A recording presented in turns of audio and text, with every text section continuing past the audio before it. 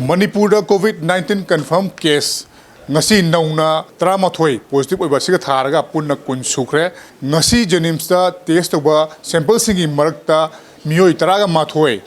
COVID-19 positive oire haiba khangmangam khibani hariba mioi tara mathoi sigi manungda mioi mapan amadi chennai dagi halakhiba singni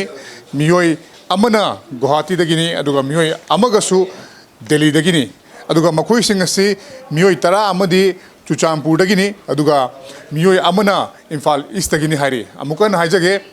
haukiba megi tang taraga mari dagina taraga taruk fawbada COVID-19 gi anaubu case manga lakhraba matung amadi ngarang mak haibadi megi tang taraga mapanda case ani amaga lakhraba matungda ngasi naungna COVID-19 positive oiba tara mathoi ama tholoktuna punna COVID-19 active case taraga nipan sukre aduga recover tawkhiba layengba phakraba ani du tharaga Manipur da hauji ma khogi confirm case asi punna kun sukre aduga hariba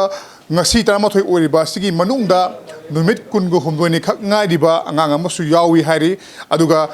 makhoi taramathoi gi manungda mioi tara amadi jud hostel da leiba quarantine center da leibani hari aduga hariba pausing asigi akopa mani makhata ba paudam khoi impact news ki maikai dagi matam jone myamna pijage hojike nadi camera person chungkham subas kolonel pramjari ba ikitemayum premchan impact news Imphal